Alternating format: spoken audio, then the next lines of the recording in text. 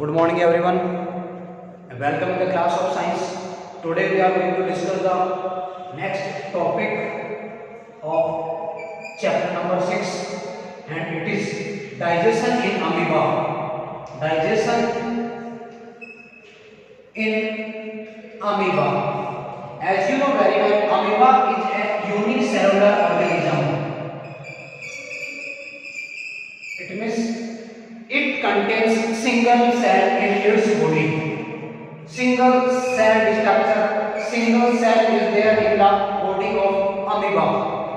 So we can say single cell perform all the functions of the body of amoeba. यानी जो single cell है वो body की हर एक एक्टिविटी को कंप्लीट करती है। चाहे रेस्पिरेशन की बात करें, डाइजेशन की बात करें या एक्सक्रीशन की बात करें, हर एक जो एक्टिविटी है वो सिंगल सेल के थ्रू कंप्लीट होती है। अब हम बात करें यहाँ पे डाइजेशन इन अमीबा की। देखिएगा सिंगल सेल है, आप लोग जानते हैं जो लिविंग ऑर्गेनिजम्स हैं या तो प्लांट्स होंगे या एनिमल्स होंगे। अब प्लांट्स में खास चीज क्या होती है, सेल वॉल प्रेजेंट होती है और वो सेल वॉल शेप के साथ साथ उस ऑर्गेनिज्म को रिजिडिटी भी प्रोवाइड करवाती है। एनिमल्स की बात करें, एनिमल्स में सेल वॉल एब्सेंट होती है लेकिन सेल मेम्ब्रेन प्रेजेंट होती है। You know very well cell membrane is common in both plants and animals. तो सेल वॉल अमीबा में प्रेजेंट है। Due to the presence of cell wall, sorry, due to the absence of cell wall and presence of cell membrane. Listen again, due to the absence of cell wall and presence of cell membrane, amoeba can change its shape. यानी amoeba अपनी shape में change कर सकता है, इसीलिए amoeba को माना जाता है irregular in shape. Irregular in shape अपनी स्ट्रक्चर को चेंज करता है। अब बात करते हैं किस तरह से यहाँ पे फूड का जो है वो डाइजेशन होगा। इनटेक मान लीजिए अमीबा की स्ट्रक्चर है, न्यूक्लियस यहाँ पे होगा और आप लोग जानते हैं एक स्फेरिकल स्ट्रक्चर यहाँ प्रेजेंट होती है जिसको अपन कहते हैं CV, you know CV contractile vacuole. एक और स्ट्रक्चर यहाँ पे प्रेजेंट होती है इसको अपन कहते हैं एफवी फूड वैक्यूल। देखिए कॉन्ट्रैक्टाइल जो वैक्यूल है वो इसकी बॉडी में ऑस्मो रेगुलेशन में हेल्प करती है। ऑस्मो रेगुलेशन मींस जो सब्सटेंसेस है उनके कंट्रोल में हेल्प करती है, क्यों कहें कि सब्सटेंसेस का बैलेंस बनाने में हेल्प करती है कॉन्ट्रैक्टाइल वैक्यूल। मान लीजिए कोई प्रे या कोई फूड सब्सटेंस करीब आया है अमीबा के, तो उसके से देखिए क्या होगा, इसमें इन्वेजिनेशन की प्रोसेस होती है।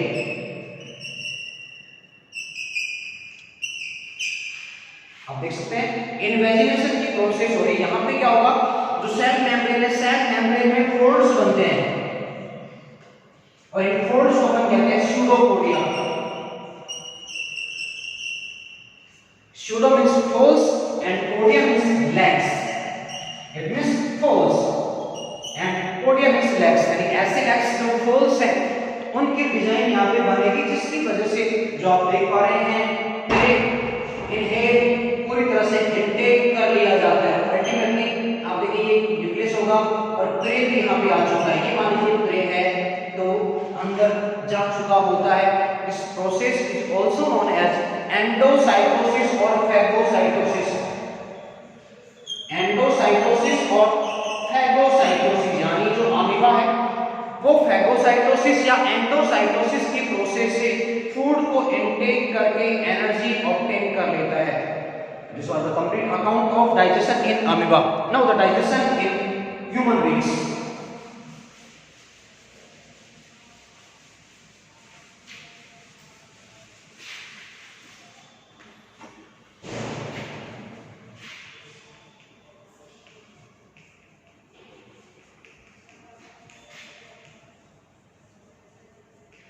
Digestion in human. You know very well, human beings are multicellular organisms in which various systems are found for the various biological activities. Respiration के लिए रेस्पिरेटरी सिस्टम होगा, डाइजेशन के लिए यहाँ पे डाइजेस्टिव सिस्टम प्रेजेंट होगा। तो इन ह्यूमन अपन कह सकते हैं यहाँ प्रेजेंट होगा digestive system. Digestive system is present in human beings. First of all, I would like to tell you the meaning of digestion. Digestive system is made up of, or we can say it is for digestion. Digestion से बना digestive. Digestive system digestion के लिए, लेकिन हमें meaning तो पता हो। What do you mean by digestion? What do you mean by digestion? देखिएगा, डाइजेशन, हमने मान लीजिए कोई फूड इनटेक किया, तो आप लोग सभी जानते हैं फूड के कंपोनेंट की अपन बात करें, you know very well, carbohydrates, fats और lipids, then proteins, then vitamins, then minerals, water and roughage. 7 components are there in a balance diet, और कैन से फूड। फूड के 7 कंपोनेंट हैं जिनको कि बैलेंस डाइट की फॉर्म में include किया जाता है। तो उन फूड आइटम्स को हम जब इनटेक करते हैं डायरेक्टली वो एब्जॉर्ब नहीं होते हैं, पहले उनका डाइजेशन किया जाएगा। डाइजेशन किस तरह से होगा? डाइजेशन के कुछ स्पेसिफिक बायोकैटलिस्ट काम आते हैं, और वो जो बायोकैटलिस्ट हैं वो बायोकैटलिस्ट ही डाइजेशन की प्रोसेस को सिंप्लीफाई करते हैं। Biocatalyst, you know, I think you know, biocatalyst are also known as enzymes. तो देखिए मीनिंग क्या है डाइजेशन का? The conversion of complex food particles into simple and absorbable food particles. Food था कॉम्प्लेक्स, इस कॉम्प्लेक्स फूड को हमने convert किया है सिंप्लेक्स में। कॉम्प्लेक्स को हमने कन्वर्ट किया सिंप्लेक्स, सिंप्लेक्स में जिसका कि अब इजीली एब्जॉर्प्शन हो जाएगा, जो कि यूटिलाइजेशन या यूं कहें एनर्जी के प्रोडक्शन के लिए सबसे ज्यादा बेनिफिशियल होगा, वो आपका होगा सिंप्लेक्स। कॉम्प्लेक्स वाला वो है जिसको डायरेक्टली हम एब्जॉर्ब नहीं कर सकते हैं, डाइजेशन के लिए तो काम में लिया जाएगा लेकिन एब्जॉर्प्शन डायरेक्टली नहीं हो पाएगा। For example starch, starch is a complex carbohydrate. What type of carbohydrate? It is a polysaccharide. Carbohydrates are of 2 types, basically monosaccharide and oligosaccharide. Monosaccharides, for example glucose is an example of monosaccharide. Oligosaccharide may be disaccharide or polysaccharide. Disaccharide example sucrose, maltose, lactose are the example of disaccharide, while starch, glycogen, chitin, cellulose are the example of polysaccharide. हमने polysaccharide को monosaccharide में convert करना है, complex से simplex हमें बनाना है, यानी starch finally convert होगा ग्लूकोज में। तो अब देखिए डेफिनेशन क्या निकल के आ रही है? The conversion of complex food particles into simple and absorbable food particles is known as the digestion. This was the definition of digestion of digestive system of human. We will discuss it the help of a diagram. एक simple diagram हम यहाँ पे draw कर रहे हैं, उसी की help से हम मैकेनिज्म की बात भी कर लेंगे।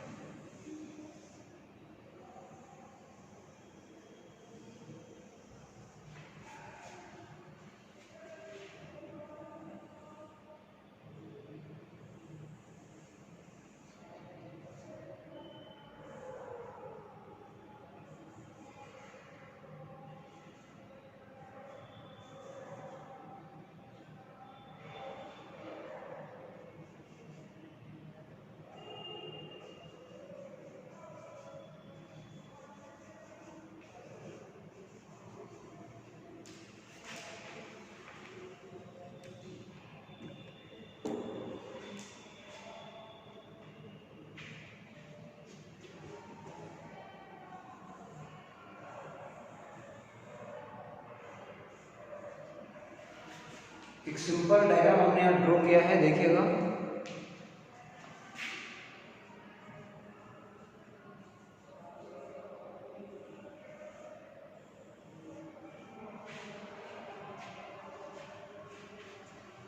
This is the first part of our digestive system, and digestive system is also known as alimentary canal. Alimentary canal is the main part of our digestive system. देखिए मेन जो part है हमारे digestive system का, उसको हम alimentary canal भी कहते हैं। First part of our digestive system और alimentary canal is mouth. The length of our alimentary canal is approximately 7 to 10 meter. 7 to 10 meter length is of our alimentary canal. First part mouth, and the last part is known as anus. Last part is known as anus. Now we can say our alimentary canal starts with mouth and ends with anus.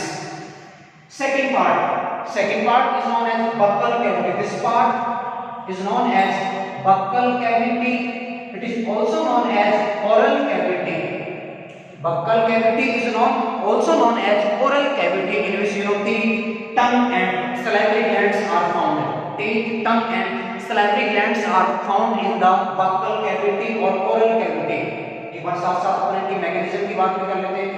Mouth is made up of upper lip and lower lip, and it is helpful in the intake of food. Mouth की help से हम food को intake कर पाते हैं। Second part buccal cavity, which contains teeth, tongue and salivary glands. Teeth are of four types. Teeth are of four types. These are known as I, C, P and M. Teeth are of four types. First one I, then C, then P and M. I for incisors, C for canines, PM for premolars and M for molars. Four types of teeth are found in the buccal cavity, which play an important role in the process of digestion. Incisors are those teeth which are helpful in the cutting of food. Canines are those teeth which are sharp in the nature and helpful in the tearing of the food.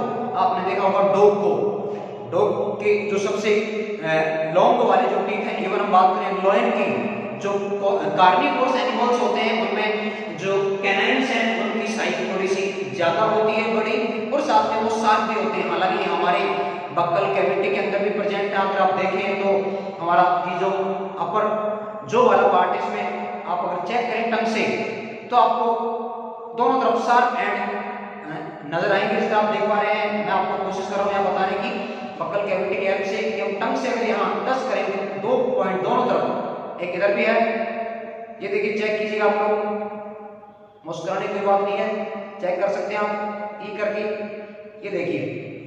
तो आप check कर चुके हो मेरे ख्याल से। तो सात जो टीथ हैं वो आपके कैनाइन्स हैं, प्रीमोलर्स एंड मोलर्स आपके जो वाले टीथ हैं जो कि डाइजेशन की प्रोसेस में च्युइंग में हेल्प करते हैं।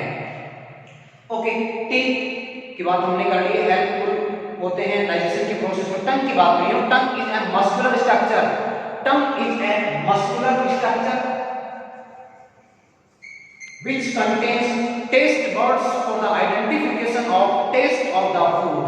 डिफरेंट टाइप के फूड के टेस्ट को आइडेंटिफाई करने के लिए टंग पे टेस्ट बर्ड्स होते हैं। एक और चीज मैं आपको बताना चाहूंगा, अगर आप अपनी टंग को देखें, यानी टंग को अगर आप ऊपर करके देखें, नीचे की तरफ एक मेम्ब्रेन आपको नजर आती है। वापस देखिएगा, हमने टंग को ऊपर किया, नीचे की तरफ एक मेम्ब्रेन नजर आ रही है, जिस मेम्ब्रेन की हेल्प से हमारी जो टंग है लोअर पैलेट से कनेक्ट है। इस मेम्ब्रेन को हम कहते हैं फ्रेनुलम।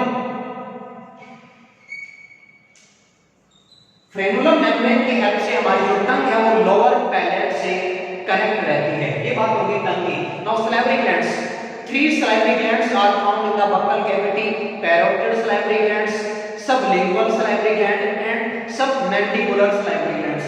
भले आपने याद न रखें, कोई दिक्कत वाली बात नहीं है। salivary glands का हम जो भी आगे कंपोजिशन पढ़ने वाले हैं वो आपको डेफिनेटली लर्न करना ही पड़ेगा।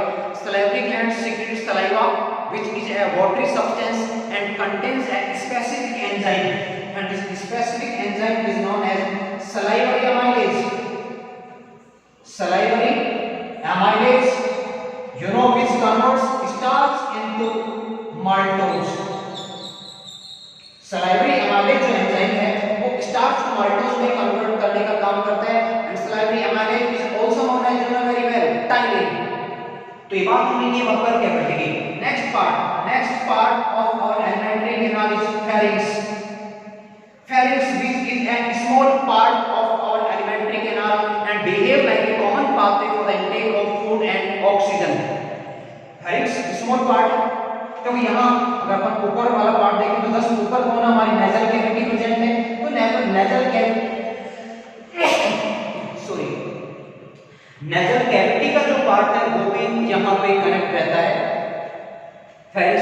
इसलिए फेरिंक्स को कॉमन पाथवे का नाम दिया जाता है, common pathway for the intake of food and oxygen. Pharynx, pharynx के जस्ट नीचे वाला जो पार्ट है, जो ट्यूब लाइक स्ट्रक्चर अपन कहते हैं, this tube like structure is known as oesophagus, which is also known as food pipe, in which a specific movement is found, and this specific movement is known as, you know very well, peristaltic movement. Peristaltic movement is found in the muscles of esophagus, and this movement is helpful in the convey of food towards the stomach. यानी peristaltic जो movement होगी muscles में इस तरह से process होती है, and this process is known as contraction and relaxation. इसकी हेल्प से फूड को आगे की तरफ पुश किया जाता रहेगा, किसकी तरफ पुश किया जाएगा, आगे वाला जो पार्ट आप देख पा रहे हैं दिस इज स्टमक। अब देखिए स्टमक को भी 3 पार्ट्स में डिवाइड किया जाता है, यहाँ पे मसल्स प्रेजेंट है, sphincter, cardiac, then fundic, then third part pyloric. Stomach is divided into 3 parts, C for cardiac, then fundic, then pyloric. तीनों पार्ट्स मिलकर स्टमक की मेन स्ट्रक्चर का फॉर्मेशन करते हैं। एंड यू नो जो आपका स्टमक है, stomach is a J shaped and bag like structure. J shaped है अल्फाबेट आपका जो जे वाला है, साथ में बैग लाइक है, मस्कुलर स्ट्रक्चर है, और यहाँ फूड 4 to 5 आवर्स तक स्टोर किया जाता है। खास बात क्या है स्टमक की, you know very well, in the stomach a specific gland is present which is known as gastric gland, and gastric gland release gastric juice in which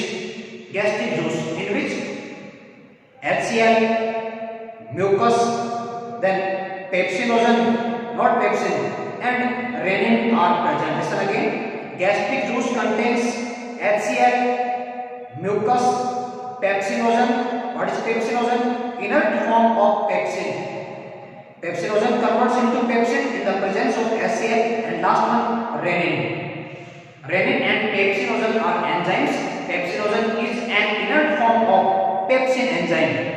HCl is acidic in the nature, so it provides acidic medium for the digestion of food in the stomach. Mucus converts concentrated HCl into dilute HCl, because mucus is a watery substance. Continuously mucus HCl के साथ add होता रहेगा और HCl को dilute form provide करवाएगा, जिसकी वजह से हमारे स्टमक की जो इनर लाइनिंग है या जो इनर वॉल है वो डैमेज नहीं हो पाती है। अगर ऐसा नहीं हो, यानी म्यूकस अगर HCl के साथ मिक्स नहीं होगा, इस केस में आपको तो क्या होगा, स्टमक में अल्सर हो सकते हैं, और अल्सर में खतरनाक वाली ब्लीडिंग भी हो सकती है। इसलिए HCl का फॉर्मेशन तो होगा, लेकिन उसको डाइल्यूट कर दिया जाएगा म्यूकस की हेल्प से। नेक्स्ट वन पेप्सिनोजन, मैंने बता दिया आपको, pepsinogen is an inner form of pepsin enzyme which is helpful in the digestion of proteins. Proteins को अमीनो एसिड्स में कन्वर्ट करेगा पेप्सिन। उसके पहले पेप्सिनोजन HCl की हेल्प से पेप्सिन में कन्वर्ट होगा। पेप्सिनोजन इनर्ट फॉर्म है, जबकि पेप्सिन एक्टिव फॉर्म है। Last one rennin.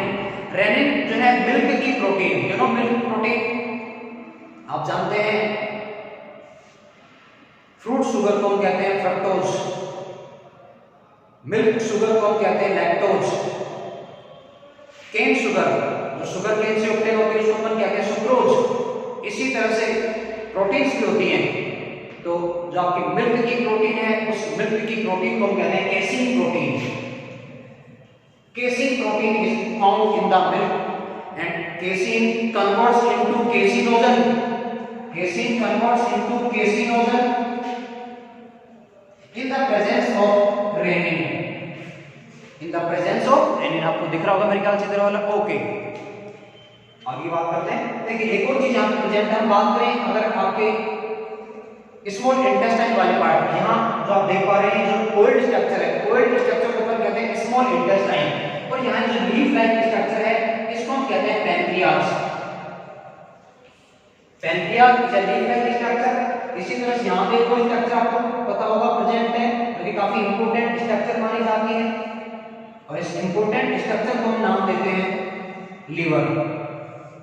लीवर जो कि बाइल जूस के फॉर्मेशन में रोल प्ले करता है, और लीवर के अंदर ही प्रेजेंट होता है गोल ब्लैडर जो कि बाइल जूस को स्टोर करने में हेल्प करता है। उसके बाद बाइल डक्ट की हेल्प से स्मॉल इंटेस्टाइन में बाइल जूस को लाया जाता है, जहां पर बायोजूस फैट के बिग मॉलिक्यूल्स को स्मॉल मॉलिक्यूल्स में कन्वर्ट करेगा और प्रोसेस को अपन नाम देते हैं emulsification. You know very well, revision चल रहा है, ऑलरेडी पढ़ चुके हैं डाइजेस्टिव सिस्टम को भी। Pancreas, pancreas is a mixed और compound gland of our body, mixed और compound gland of our body. देखिए कैसे मिक्स्ड और कंपाउंड ग्लैंड अपन इसको कह रहे हैं पैनक्रियाज। मिक्स्ड ग्लैंड और compound gland of our body because it work like an exocrine gland as well as an endocrine gland. Pancreas exocrine की तरह बिहेव करता है और एंडोक्राइन की तरह बिहेव करती है, इसलिए इसको हम नाम देते हैं कंपाउंड और मिक्स्ड ग्लैंड। अब देखिए पार्ट्स इसके बने हैं, क्या काम करेंगे। एक्सोक्राइन पार्ट का भी स्पेसिफिक नेम है, इसी तरह से एंडोक्राइन पार्ट का भी स्पेसिफिक नेम है। हम बात करें एक्सोक्राइन पार्ट की स्पेसिफिक नेम की, acini. Acini is the specific part of exocrine and islet of Langerhans, islets of Langerhans is the endocrine part of pancreas. Islets of Langerhans contains 3 types of cells: alpha cells, then beta cells, then not gamma, delta cells. Delta cells are there. Delta. अब जब हम बात करें इन sales की तो आप पढ़ चुके हैं। अल्फा सेल्स रिलीज करेंगे glucagon hormone, beta cells release करते हैं इंसुलिन हार्मोन, जो कि आपका वैसे तो आपका जो कंट्रोल एंड कोऑर्डिनेशन वाला पार्ट है वहां पे इनको पढ़ा जाता है, लेकिन चैप्टर नंबर 7 जो आपका कंट्रोल एंड कोऑर्डिनेशन वाला उसको डिलीट कर दिया है, तो इसलिए अब इसकी कोई वैल्यू हमारे लिए नहीं रह चुकी है। तो हम इसके फोकस करते हैं एक्सोक्राइन वाले पार्ट पर, जो कि एंजाइम फॉर्मेशन में हेल्प करेगा। और आपको बता दूं मैं पैनक्रियाज से जो एंजाइम रिलीज होगा वो पैनक्रियाटिक जूस में प्रेजेंट होगा, जिसमें कार्बोहाइड्रेट के डाइजेशन के लिए कार्बोहाइड्रेट होंगे। जैसे हम बात करें सुक्रोज का डाइजेशन करने के लिए सुक्रेज होगा, माल्टोज का डाइजेशन करने के लिए माल्टेज होगा, यूरिया का डाइजेशन करने के लिए यूरेज होगा, डीएनए आरएनए न्यूक्लिक एसिड्स का डाइजेशन करने के लिए न्यूक्लियेज होगा। तो डिफरेंट टाइप के जो एंजाइम्स हैं वो प्रेजेंट होंगे पैनक्रियाटिक जूस में, जो पैनक्रियाज रिलीज करेगा। इवन हम बात करें लिपिड्स और फैट्स के डाइजेशन के लिए यहाँ लाइपेज प्रेजेंट होगा। प्रोटीन के डाइजेशन के लिए जिस तरह से स्टमक में पेप्सिन था, उसी तरह से पैनक्रियाटिक जूस के अंदर भी प्रोटीन को डाइजेस्ट करने वाला एंजाइम प्रेजेंट है, जिसको हम कहते हैं ट्रिप्सिन। और ट्रिप्सिन प्रेजेंट होता है ट्रिप्सिनोजन की फॉर्म में। ट्रिप्सिन के साथ साथ थाइमोट्रिप्सिन भी यहाँ प्रेजेंट होता है। इस तरह हम कह सकते हैं कार्बोहाइड्रेट, फैट्स और प्रोटीन के डाइजेशन के लिए जो एंजाइम्स हैं वो स्मॉल इंटेस्टाइन में मैक्सिमम अमाउंट में प्रेजेंट होते हैं। So maximum digestion of carbohydrates, fats and proteins takes place and in the small intestine. Even maximum absorption also takes place in small intestine due to the presence of some finger-like projections. You know, in small intestine, some finger-like projections are there. And you know, these finger-like projections are known as villi or microvilli. villi इनको क्या कहते हैं? We are known as villi or microvilli or villi or microvilli. They increase the surface area of the absorption of digested food. यानी food जो digest हो चुका है उसके एब्जॉर्प्शन का सरफेस एरिया इंक्रीज करते हैं villi, जो कि प्रेजेंट होती है villi भी क्या कहते हैं, जो कि स्मॉल इंटेस्टाइन में प्रेजेंट होती है। Now the next part large intestine. Large intestine में जो अनडाइजेस्टेड फूड, देखिएगा जो फूड डाइजेस्ट हो गया उसका एब्जॉर्प्शन भी हो चुका है स्मॉल इंटेस्टाइन में। स्मॉल इंटेस्टाइन में 3 पार्ट्स होते हैं, ड्यूडेनम, जेजुनम एंड इलियम। और उसी तरह से लार्ज इंटेस्टाइन में भी 3 पार्ट्स होते हैं, सीकम, कोलन एंड रेक्टम। एक स्ट्रक्चर आप देख पा रहे हैं साइड में, इसको नाम देते हैं अपेंडिक्स। अपेंडिक्स जो हर्बीवोर्स होते हैं उनमें सेलुलोज एंजाइम का फॉर्मेशन करती है। हम बात करें हमारी बॉडी की, ह्यूमन बीइंग्स की बात करें तो ह्यूमन बीइंग्स में जो अपेंडिक्स है वो एक वेस्टिजियल ऑर्गन की तरह है, यानी कि वहां इसका कोई फंक्शन नहीं है। फिर से सुनिएगा, small intestine contains 3 parts, duodenum, jejunum and ileum. Like that, large intestine also contains 3 parts, cecum, colon and rectum. Caecum से अपेंडिक्स का फॉर्मेशन होता है, जो कोलन वाला पार्ट है वहां अनडाइजेस्टेड फूड से वाटर का एब्जॉर्प्शन किया जाएगा, जिससे फूड कैसा हो जाएगा, सेमी सॉलिड हो जाएगा। रेक्टम में आपका आपका ये वाला जो पार्ट है, जहां लास्ट वाले पार्ट की बात करें, this part is known as rectum, this is large intestine. देखिए लार्ज इंटेस्टाइन लार्ज नहीं है, लार्ज इंटेस्टाइन का डायमीटर लार्ज है, डायमीटर लार्ज होने की वजह से इसको नाम दिया गया लार्ज इंटेस्टाइन, जबकि स्मॉल इंटेस्टाइन की लेंथ लार्ज से ज्यादा होती है, जबकि नाम क्या है स्मॉल इंटेस्टाइन, लेकिन लेंथ एक्चुअली स्मॉल इंटेस्टाइन की ज्यादा होती है, डायमीटर स्मॉल इंटेस्टाइन का कम होता है, इसलिए उसको नाम दिया गया small intestine. Rectum is the part which stores undigested food and anus is the last part of alimentary canal which is helpful in the elimination of the undigested food from the body. This was the complete account of digestive system, or we can say alimentary canal of human body.